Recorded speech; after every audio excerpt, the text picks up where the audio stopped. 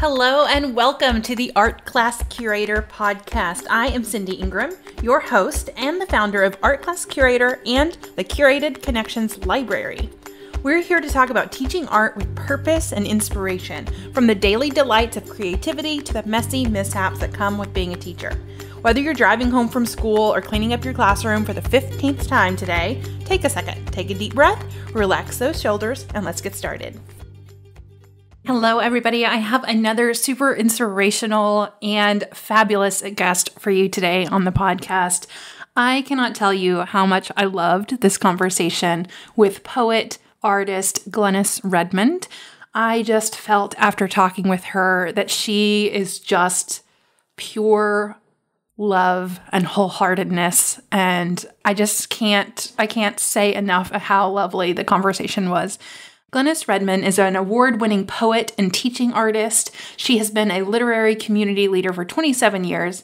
And this past year, she was awarded South Carolina's highest award, the Governor's Award for the Arts through the South Carolina Arts Commission. She's a Kennedy Center teaching artist in Washington, D.C., and she is amazing. So check out the show notes for more links about what we talked about in today's episode. But without further ado, I am so happy to introduce to you Glenis Redmond. I am so excited to welcome Glenis Redmond to the podcast. Welcome, Glenis. Hi, it's so good to be here, Cindy. I am so thrilled to talk to you. I saw you on a webinar recently, and your words were just so very powerful. And then I went on a binge of YouTube and watched some of your work on there. And so I just knew that the Art Class Curator community would love to hear more about you and your work. So can you introduce yourself? Tell us about you and your background and experiences. Sure. Well, thank you for reaching out because, I am a big believer in community as far as the arts are concerned. I am a poet and teaching artist. I've been doing this work for 28 years. My love is, of course, writing, but also teaching. And so I've been going across the country preaching the power of the gospel of poetry and the arts to teachers and school districts and administrators across the country as a Kennedy Center teaching artist. And I am a mother of twin girls and a gaga to a 7-year-old grandson and a 6-month-old granddaughter. Oh, so yes, wonderful. I think that sums me up. Yeah. So what brought you into poetry? Well, I think many of us are born poets. Not to say you can't learn to be an artist, you can. But I think I was always from a very young age noticing the world and how people interacted, how nature and how I responded to the world. And I wish somebody would have told me at a very early age, you're a poet, but nobody knew. And I grew up in a family of artists too, but nobody did it, as a profession. And I was just that mismatched child, but I knew I was different. But I was a dancer. I thought I was a visual artist too. I was all of that. And so that was my way to respond to the world. And I didn't know until I left the counseling field in my 30s, at probably the age my daughters are now, that I was restless. I love counseling. I still love people. I'm still a people person. But there was an itch inside of me, and the itch was a greater call of the arts. And I had a chronic illness, fibromyalgia, at the same time. And so my boss at the time said, hey, you need to take some time off because you just need to get your health together. And it was there I took The Artist's Way by Julia Cameron. Oh, yeah. And that just started. I never went back to counseling. That was in the early 90s. And so I knew, so the answer, long story short, I always knew I was an artist poet. I didn't know how to get there. And in my 30s, that's how I finally said to myself, life is too short, literally. And I went down the path of poetry and I've been doing it professionally ever since. Yeah, I can imagine. I mean, I think as kids wanting to be artists, it feels really hard to imagine that being a job when you grow up. I can imagine poetry being even more foreign. You don't hear about people being professional poets all that often. Well, especially for me, I had two things going on. I'm a first generation college student. So I didn't have anybody in my family who I had a couple of siblings that went but didn't finish. But so that was a whole new world. And then so to graduate from college and then decide, I was working on a PhD in counseling psych, and then decide I wanted to leave a PhD program and become a what? A poet? I mean, everybody thought I had gone mad. And I had lost my mind, and I probably had, but I had gained my heart in the process because I stopped thinking about what had I seen as far as role models and what did I want? And that was a whole shift. Once I got aligned with what is it that I want to do aside from being a mother, a daughter, a sister, a counselor, what is it that I want? And I wanted to put pen to paper. I wanted to put pen to heart. And I stopped asking the questions how. I just started doing it. And magically, the pathway opened up. Yeah, I was going to ask you, what were your first steps? But I think you nailed it on the head right there with, I didn't worry about how, I just started to do it. And that really resonates with me, and kind of what I'm doing is just like, well, I know what I want to do. I'm just going to do it. And we'll see what happens. And there's a lot, I forget who says it, but the boldness is the genius is in the boldness of doing it, and you don't give yourself all these excuses of like, well, I don't have this, I don't have that. No, you just start. Like, if you want to do that, just do it. And I didn't have anybody tell me that I couldn't do it. I mean, I did have people telling me I couldn't do it. I had a lot of people telling me that, but I didn't listen. Because that burning inside of me, and I don't know how, if that's how you felt, I just felt like I had nowhere else to turn but inward, or just to kind of give up on life in a way, just to say like, well, is this all there is? And not to say that, all the things before me, they were valuable, but there was other things I needed to do to expand. And so I did. I gave myself tasks. I said, well, I'm going to do 5 poetry readings a month. After I did The Artist's Way, I'm going to get published. I got the Poets Market 1995. I started going to professional development, so I just kind of took it on as a job. I'm a type A person. So even though that doesn't go along with being an artist or poet, but I had both sides of my brain lit up. So I was doing the head work, and I started one day a week saying, this is my poetry day. So even though I was raising twin toddlers and married at the time, I was still had a committed space for my work. And that changed. That was a game changer, I think, because once I started guarding that day a week, then other people started guarding that day a week. And that grew into a practice for me as a poet and artist.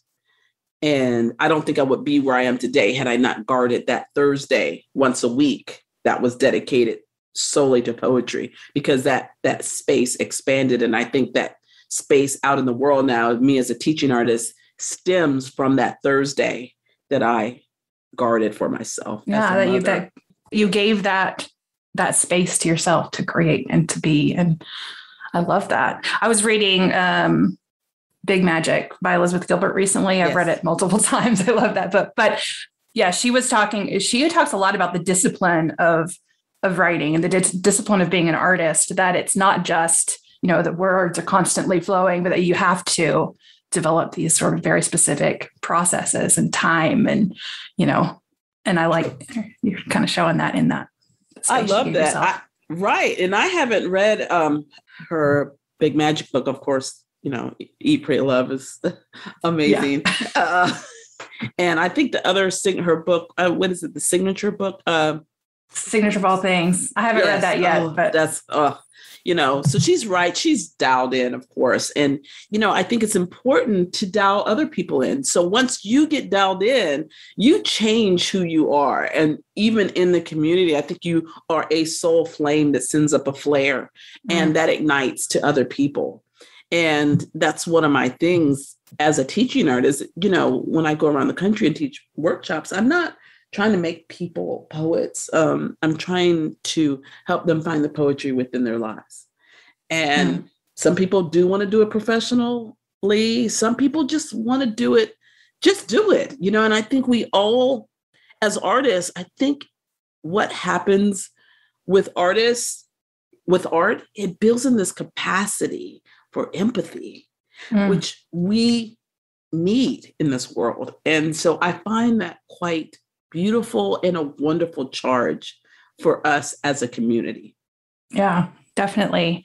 So when you started writing, dedicating your time to writing, doing readings, sending things to be published, what made you decide to start teaching?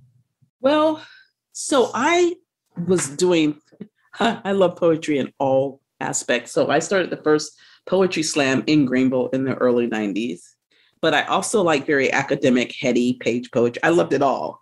So I would slam poetry at night. And then I decided I wanted to give away the form. So I said I had nighttime poetry and daytime poetry. And so I had something for everyone. I just was so on fire for poetry. The slam was not enough. It wasn't going to hold me. That was a great power to be with those folks. But I also had this power to talk to young people about poetry and talk to teachers about the importance of poetry in the classroom. So I had all of these aspects of poetry that I wanted to realize. And so I didn't want to limit myself. And the teaching artist part really spoke to the extroverted part of me, because I had the introverted part, that's the writing part, but the extroverted part is the giving it away, whether performing or teaching in a classroom. Yeah. And I can imagine your background in psychology. Yes. Fuels that need need to connect with another being through the art too. Yeah. And so my workshops were often poetry circles, like my group sessions that I used to have, my group counseling sessions. That's how you came into my poetry workshop. I wasn't counseling, although there were lots of tears, and I welcome tears because I think when people meet themselves at deeper levels, which poetry does, what art does, people do need to release. And I don't know how many times, especially with my teacher workshops, people have been told really bad things about themselves when it comes to writing and the arts. Like, you can't draw, you can't write, and that's a horrible place to be arrested, So what I found myself is going into the community and opening those doors of where people have had arrested development and say, you can do whatever creatively, you can do it. You can do it right now. And we're going to do it here. We're going to have a dedicated space. Like that space I gave to myself on Thursday, I gave it to others. Even if it was only for an hour or if it was only for 3 hours, guess what? No one else is in here. We're going to go. And this is what we're going to do. And I just kind of gave permission in these rooms. And people are hungry for permission to gather and then also permission to go deep. And I'm going to stand here because I have done that for myself. So I'm going to facilitate this space, and it's going to be safe for you to do it. Oh, I love that. Yeah. Because so many of us, we have these just really thick armors built up around our hearts when it comes to our creativity and our emotions and our, the things that we want to express, and that thing that makes us, and it just kind of keeps people trapped. And I think these sort of experiences are so magical. It's true. It's true. It is magical. It's kind of sacred in a way. I shouldn't say kind. I shouldn't have qualified. It is sacred when you say, I'm going to gift myself these many minutes or these hours. And it's almost, to me, it's like, I never talk a lot about the aspect of poetry where just reading a book, that space you give, that luxury you give yourself. You're like, I'm tuning out the rest of the world. I'm just going to read this book and I'm just going to journey. And that's the same way in a workshop. When you say, I'm going here, when you sign up for a workshop and you say, this is just for me, it's a gift. And so I feel like the last 28 years, I've been able to go around the country and gift people with the gift of time to themselves and to deepen their relationships with themselves. That's beautiful. So when you're working with teachers and students, what's your main goal? What do you hope to accomplish with your work with that? Well, there's several goals, but the objective is to expand the margins of poetry, depending on what the workshop is. But, to introduce them to the form, to craft, and allow them to be inundated in the craft itself. a lot of times when I'm in a school, they do want a product, but the product to me is an aside to the whole process of, because what I'm doing is my objective is to open doors and for them to create I write a lot of autobiographical poetry or poetry origin work. And I want them to get on that path. I want them to get on that journey. For teachers, what I'm trying to do is ignite them and say, hey, poetry is a wonderful supplement in your classroom to go hand in hand to whatever you're teaching. I don't care what it is. If it's history, there's a place, if it's English, if it's literature, there's a place for poetry. And so I'm doing lots of different things in that workshop. But the big thing is that I'm door opening and hoping the process will lend itself to further experiences and experiments in poetry. Yeah, it's beautiful. So I watched a video of yours and you were, I think it was, I don't remember the topic of the video. I'll find it and put it in the show notes for people to watch too. But you were leading students through this process of discovering who they are. And you had a whiteboard and you were like, this was me as an 11-year-old. And you're kind of writing everything about you. And then they were writing everything about them. And then they created these poems that were so beautiful, so vulnerable, really deep. And these were, my guess was probably, at middle school or fifth grade kids.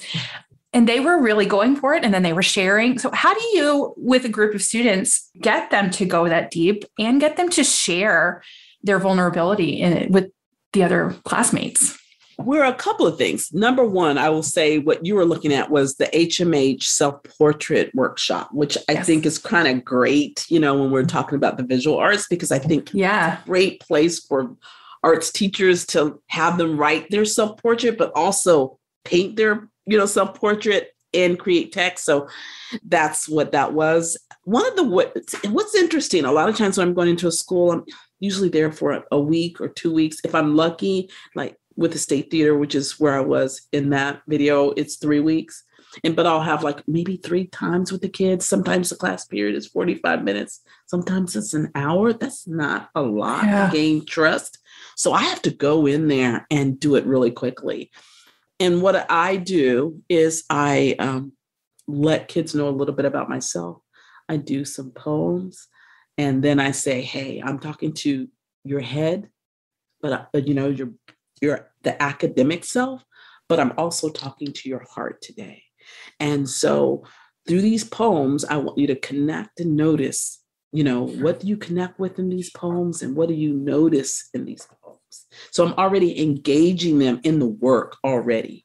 And I don't talk down to them. I want them, we have a little discussion, usually 5 to 7 minutes. That's it. Because I don't have much time in there. We talk about the poems. What did you notice? How did you connect? And they'll say, oh, my mom, is like your mom, or I didn't have a mom like your mom. I'm so sad, or, they'll notice and we connect on that level. And I'll say, this is important because we're engaging, we're inspiring each other with our stories.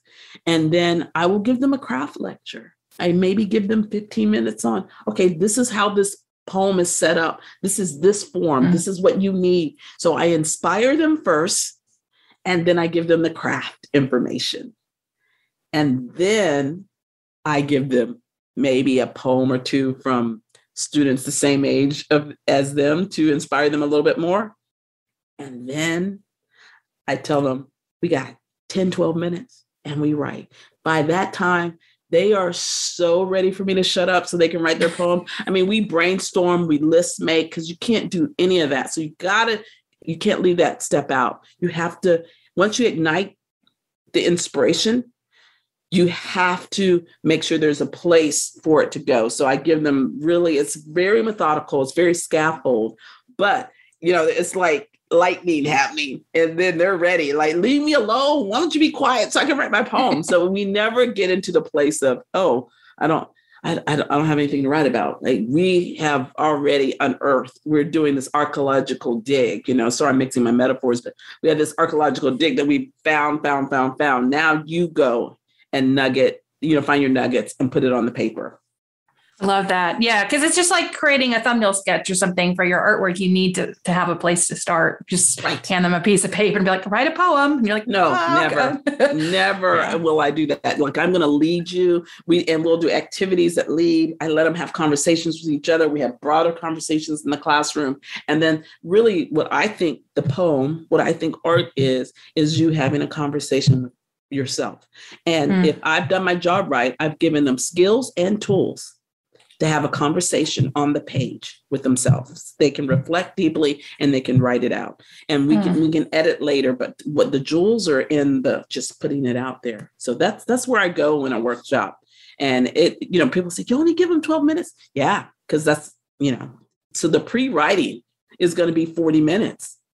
You know, it takes, we have to build up to the writing. And it takes the whole class period to build up to that 12 rich, full, writing time. I love that. I also loved what you said about listening to the poem and connecting with the poem through your head and also through your heart. Yes. I wrote that down because I was like, I think that we could do that with works of art too. I can ask, like, how do you connect with this artwork with your head versus with your heart? How do you get kids to really tap into their heart? Do you have any strategies that you use for that? Tapping into the heart all goes back to stories. So, if I say I've just done this poem about one of the, and we'll probably talk about this, but where I feel like art and poetry merge is that I do a lot of what we call ekphrastic writing, which is writing to artwork. And so and I think because I am a closeted visual artist, I really went back to, paint, and I never really did that professionally, but I still do it for myself. That's why I love works of art. I mean, my home is just full of artwork. So there's one person who I love. His name is Pegleg Bates. He was a one-legged tap dancer from Fountain Inn, South Carolina. He taught my parents, and he became world famous. And, there's a sculpture in Fountain Inn. You can go and see him. And I just think he's phenomenal. He died in 1998.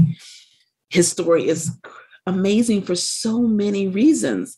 And so I wrote a poem to Pegleg Bates, to the statue, to that place. And I think engaging students in that way, the story. So if I say, well, how do you connect to this Pegleg Bates story? And they'll go this man had one leg and he could dance. He had, and I have my own challenges, and these are my challenges that I come up against. So I ask them to engage the artwork and talk back. So that's how I get them to engage by the heart. It's not okay, now we're going to write a persona poem. We're going to use alliteration. We're going to use that. Those are all craftings that they need to learn, but those aren't inspirational. So the heart part is the inspirational part. So how are you connected? So what are your gifts? What are your challenges? So the questioning is how I engage them by the heart, and them tell me their stories, because everybody wants to talk about their stories. Everybody wants to talk about even if they are incredibly introverted. Matter of fact, I think introverts are even the bigger storytellers. Mm-hmm. They may not always want to be on stage, but they have a story to tell. And so that's how I get the heart speak. When you get the heart speaking, it never wants to quiet. It wants, and it can be a whisper. It doesn't have to be a shout, Yeah, it's just that sort of natural desire to be seen and to be known. Right. Right. I love it. Yeah. I'm an introvert myself, and the stories are there just as much as not as outward. Probably richer because I think because that rich interior life, mm-hmm. is great. Just because you may not want to broadcast it, but you may want to speak it, you may want to whisper it, you may want to whatever way you want it to come out there. But I think the rich interior life is alive in all of us. And when I find a kid, I think it's tricky when we think when we think, oh, they're when someone says, oh, they can't do that. I have rarely found that to be true in classrooms. I find students may not have the agency, they may not have the access, but once you give them the skills and tools, they have plenty to say. And so the other side of that is just to listen. And that skill is, maybe I'm the first person who's asking them to write about their themselves. Tell me about your life. But if you ask that question, you have to really be there and hold what they tell you. Mm-hmm. I love that. That's perfect. It's so good. So where do you see the intersection between visual arts and poetry? How has that come into your work? Well, I'll tell you this. I tell a lot of people in my workshops, writing is visual art. Anybody who thinks it's not, it's, off the mark, because number one, it's the land of metaphor. It's image based. So I write from image. Everybody's different, but I do write from image. I don't see words. I see, even in a story, it's dreamlike. It comes in sequences. So I write from those images and I pin them down with words. So I think writers, in a lot of ways, we're behind visual artists because we have to, I think we primarily as people understand the world through images first, before the written language came much, much later. So we're a step removed. Writers, we've got to invoke that image through our words. So that there's that. And I just, I pull from visual art so much because it's such a great example of how to get, like we were talking about earlier, how to get to the heart. When I go to museums, it's hard. I can't go through a whole museum. I can't. It's just too much. I don't know. I see people go through and they're doing it like they're ordering like fast food menu. They just kind of go through and just, I can go through a section and I go, okay, that's enough. My heart just gets full. And then I go, I can't really absorb anymore. But that's how powerful imagery is. And so I feel like they really do dovetail. And that's why I go back to ekphrastic work a lot. I'm looking at visual arts. One project that I have been like very much involved in for maybe the last 8-9 years is this work by a visual artist by the name of Jonathan Green. He is a Gullah landscape artist in South Carolina. And if you ever come across this work, he really writes about paints the African-American story, which is really integral, especially when I came across him in the 90s, because we had been bombarded by all these negative imagery, in the Black community, the mammy jars and, just all this stuff that as a kid, I just got this whole internalized all this negativity. And until Jonathan Green came along and I would see his postcards first, I saw his calendars, and it's us and these vibrant colors and celebration and this beauty, and I just started getting this sense of pride. So that's how he got on my radar. Lo and behold, I find his work and literally I find him, and he's the one who kind of put me on the path of poetry, because he's like, I don't know why you're counseling. I think you should be writing. So he kind of, those many years, he did me a favor and helped me get on this path. But long story short, he was painting in the 90s, this enslaved potter poet by the name of David Drake. And why David Drake is so important, 50 miles from where I grew up, 50, 60 miles from where I grew up, you have this enslaved person making pots, which is not unusual because many enslaved people had these artisan jobs or, side jobs. But he learned to read and write. And not only read and write, he put his poetry on his pots. Couplets, on his pot, which is, it's forbidden. Yeah. Get you killed. So one of his most famous couplets is, I wonder where is all my relation, friendship to all and every nation, which is a powerful couplet. It's what? You're putting a missive out to us, to your people. Where are they? And it's so beautiful. And so Jonathan Green had painted Dave. He brought him to life. There's no photographs of David Drake, and he brought him in vivid color so we could see him. He dubbed him Sir Dave. He gave him, put him into the line of royalty. And it's really just, I didn't know Jonathan Green had done that. I was working with some University of Delaware professors, Dr. Gabriel Foreman and Dr. Linda Overby. We had been working on Harriet Tubman, Harriet Jacobs, and Harriet E. Wilson. But Dr. Foreman said, well, I think you should look at David Drake. He's from South Carolina, but I wasn't ready. And right after she said that, every school I went to, somebody would say, do you know David Drake? I'd go be in Birmingham, Alabama at the museum. They're like, we have a pot we want to show you, Glenis. And I go in there, it's a David Drake pot. So finally I said, okay, so message received. Message received. I am going to. So what we decided to bring Dave to life, and Dr. Overby Foreman, she had her students dance Dave. Dr. Foreman is a scholar, African-American literature scholar. She had all the facts, the history on Dave, and then I brought him to life through poetry. Oh.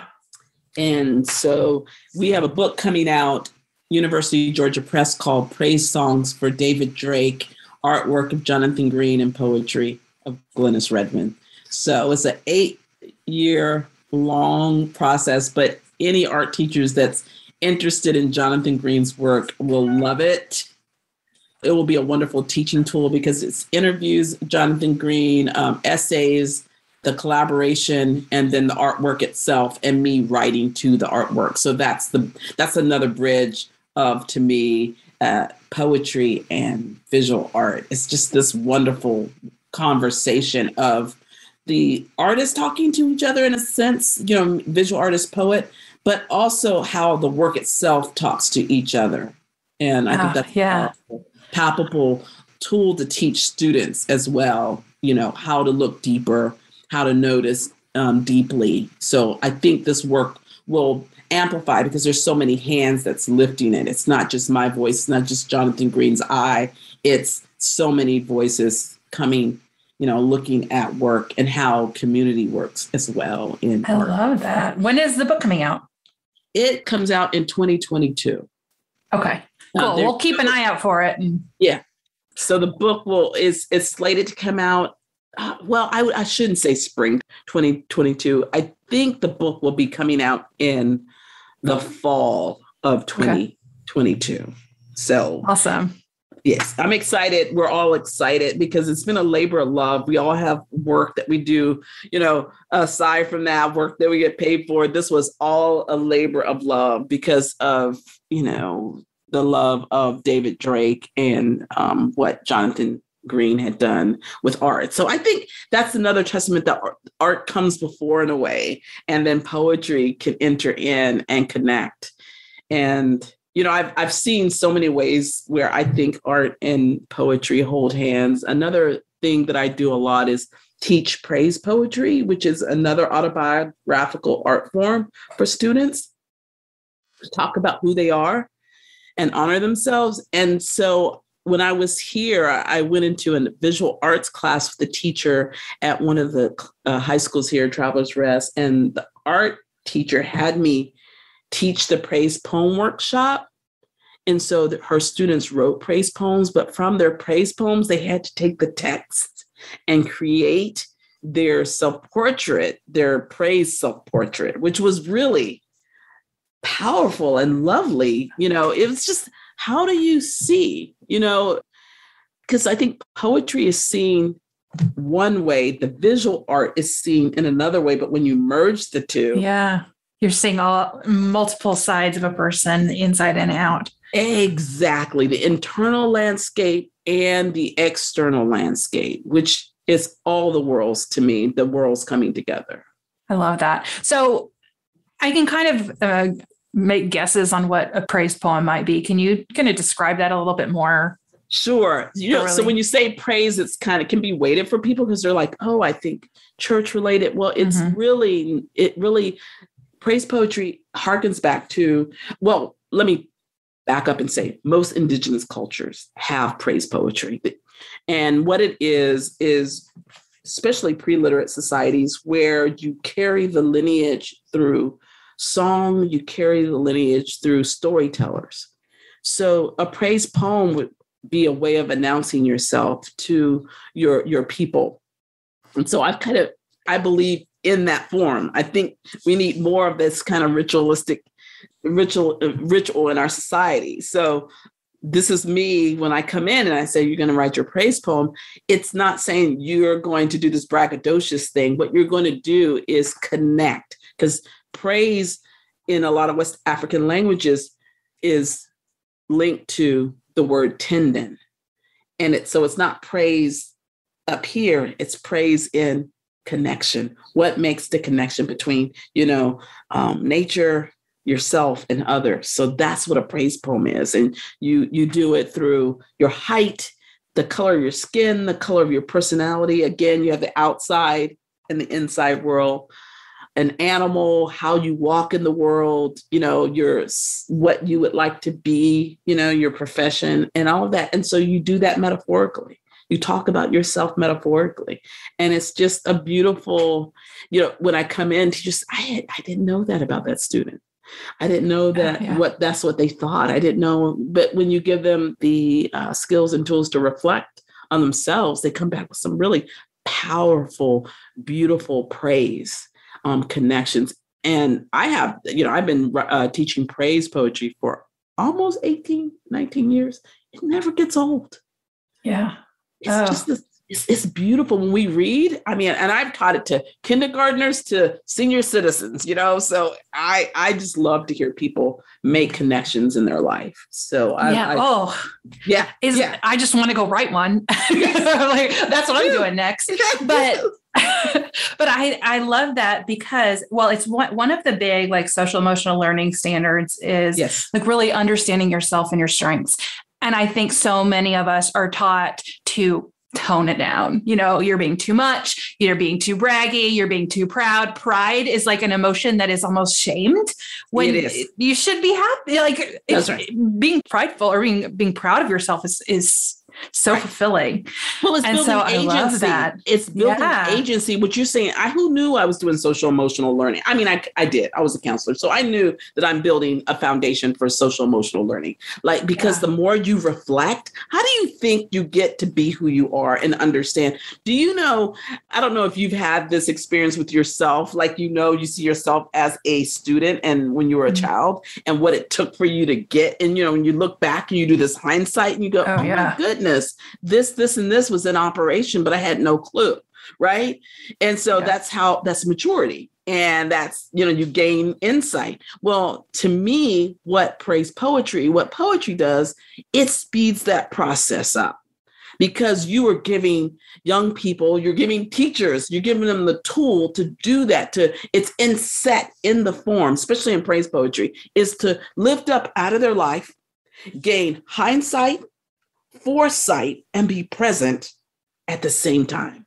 So we are writing a poem, but we're doing what my professor, Dr. Engler, my Bible professor, who at Erskine College was, always tell us if he said, this is for the test, he would rap on his desk 3 times and we would all write it down.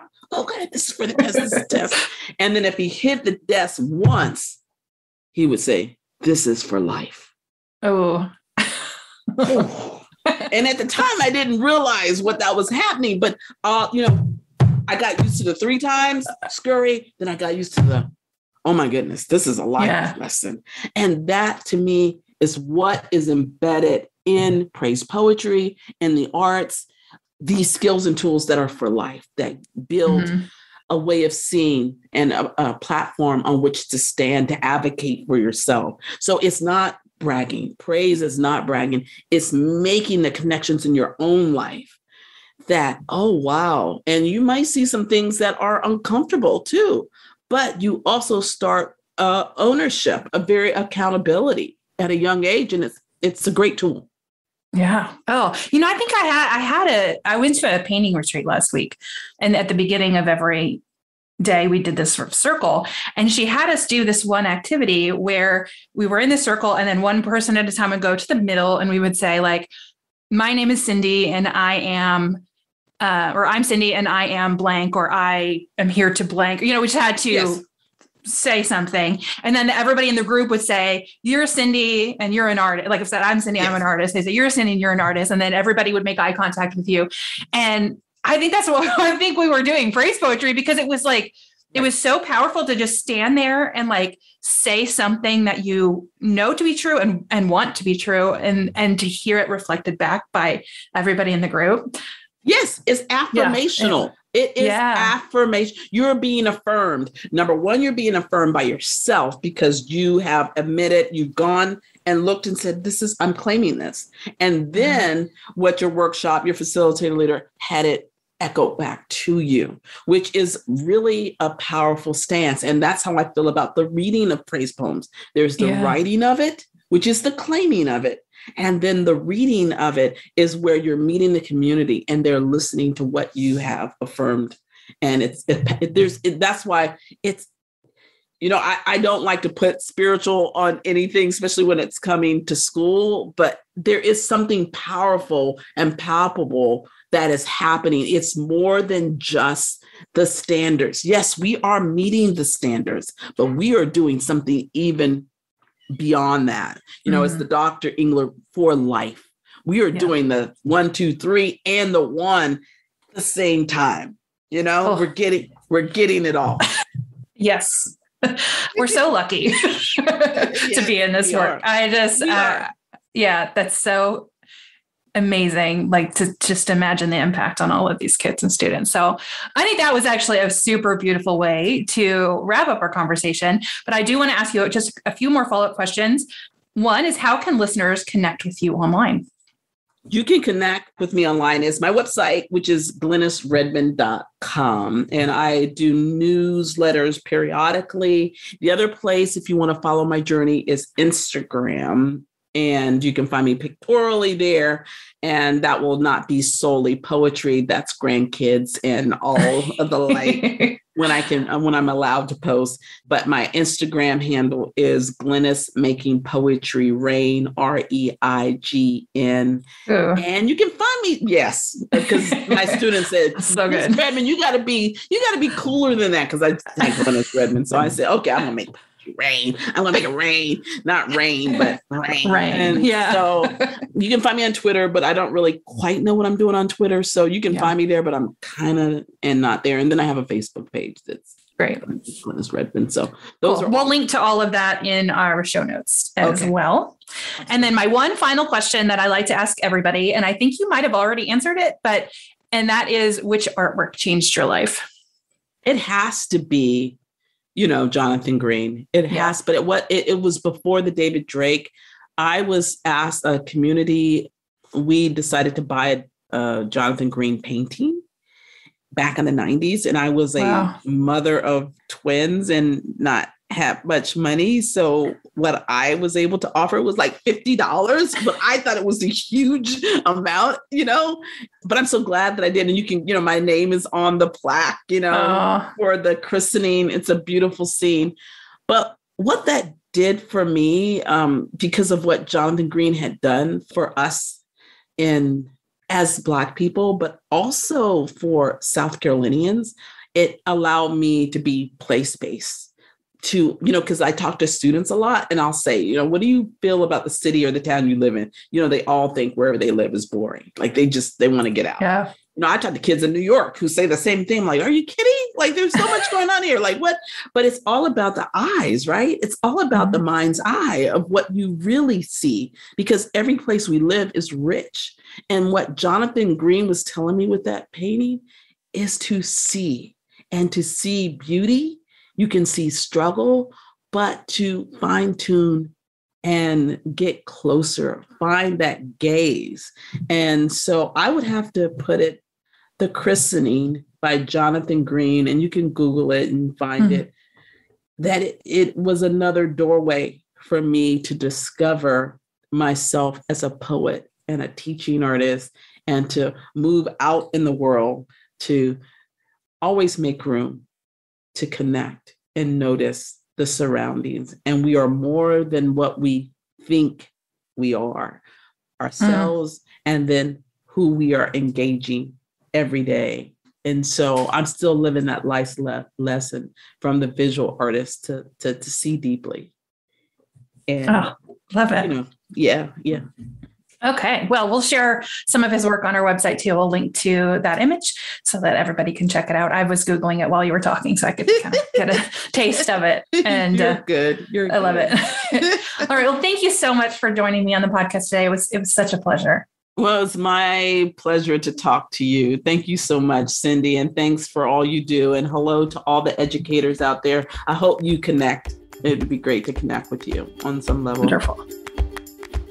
If your art appreciation classes were anything like mine, they happened in dark rooms with endless slides and boring lectures. Art in the dark. But art appreciation doesn't have to turn into nap time for your students. Start connecting your students to art with powerful class discussions. It can be intimidating to start talking about art with students, so teachers always want to know what they should say. The real question is what you should ask. You can get 82 questions to ask about almost any work of art for free on the Art Class Curator blog. The free download includes the list of questions, plus cards that you can cut out and laminate to use again and again. These versatile questions can be used in everything from bell ringers to group activities to critiques. Just go to artclasscurator.com/questions to get your free copy today. Thank you so much for listening to the Art Class Curator podcast. If you like what you hear, please subscribe and give us an honest rating on iTunes to help other teachers find us and hear these amazing art conversations and art teacher insights. Be sure to tune in next week for more art inspiration and curated conversations.